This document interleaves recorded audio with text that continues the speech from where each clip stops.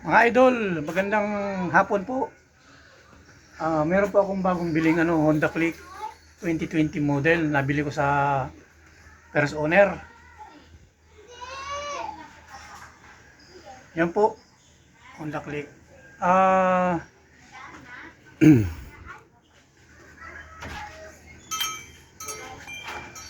Diyan ka lang. Naambon. Yan po. Bali, ano po siya, yung tawag dito. May burn po yung kanyang LCD. Kaya ang ginawa ko po, pinalitan ko na po, hindi ko na po pinakita yung pagbukas nitong panel gauge. Kaya tapos nung makita ko nga po na hindi gumagana yung yung odometer, ay hinanap ko muna po yung problema niya. Kayo po mga click owner, kapag lalo ng sa mga first owner, pag napansin nyo pong hindi gumagana yung odometer, huwag nyo muna pong didiskitahan ang speedometer sensor na nakalagay dito sa loob nito. Kahit papano po, nagkaroon po ako ng rito, saka papanood ko din po sa YouTube yung mga nagtutorial.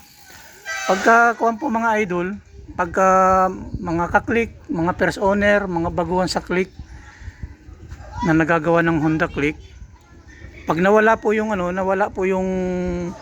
yung odometer, nag 0 lang siya, hindi gumagana pero buo yung panel gauge. Kuwan po, hanapin niyo lang po yung linya, tanggalin niyo itong airbox. Ito tinanggal ko dito. 2 tornilyo lang naman po 'yan. Ito po yun, bali nakita ko po na yan tulad nito, may tulad po yan, yan, may butas po baga Yan.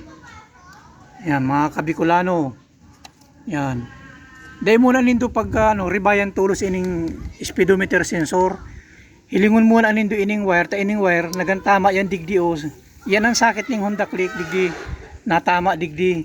Diyan nahiling ko yan na ayan po baga may labot po baga ayan ayan may labot, may butas butas. Ayan. Tapos bulat-latin nyo yung wire sa loob, yakin nyo itong balot. Ayan. Ayan, nakuha ko po na sabihin natin wag kayo mga ka-idol, wag nyo nang pintasan tong ko kasi wala akong makitang kulay kulay black.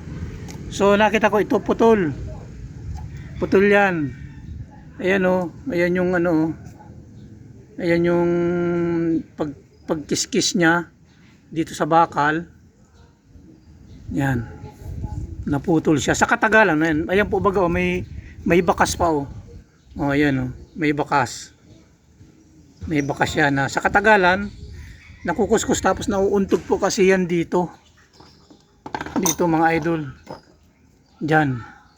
Dito. Tinutulak nung nadidiinan nito yung sa vibration niya. Ganyan lang ganyan ang nangyari. Ganyan ang nangyari.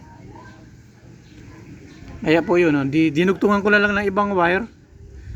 Ngayon po ayan okay na, nagana na yung speedometer niya, nagana na. Yan lang ang problema. Huwag niyo kaagad-agad itong papalitan, baka sabihin nyo baka sira yung speedometer sensor. Hindi po, dito muna kaagad kayo pumunta dito sa ganyan. Yan dito sa wire na to, titingnan nyo yan, buksan nyo yan, tingnan nyo mabuti. Yan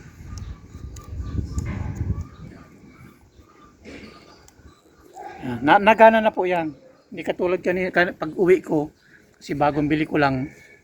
Yan, nakita ko naka 0 kahit na naka-burn yung LCD, nakikita ko hindi gumagana yung metro. Yun lang pala, yung wire lang pala putol. Yung yung ground wire. Yan, kasi tatlong wire yan papunta dun sa speedometer sensor. Yan, yan lang mga idol, mga ka-Honda Click, mga click owner. Simpleng simpleng tutorial lang po 'yan. Pagka ano, nagkakaproblema, hindi nagana, wag niyong pagdidiskitan kaagad yung sensor. Yan. Ngayon po, nagana na po yan.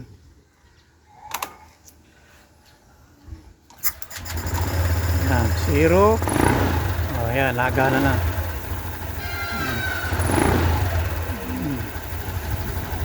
Okay. Ayos na siya.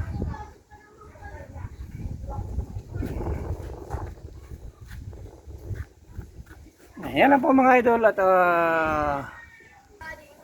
magandang hapon po sa inyong lahat. Sana wag po kayong magsawa na manood sa aking vlog. Dalawin niyo naman po ang aking maliit na channel, Alan Mix TV Vlog. Pa-subscribe na lang po sa hindi pa nakakapag-subscribe. Yun lang po at maraming salamat po sa inyong lahat.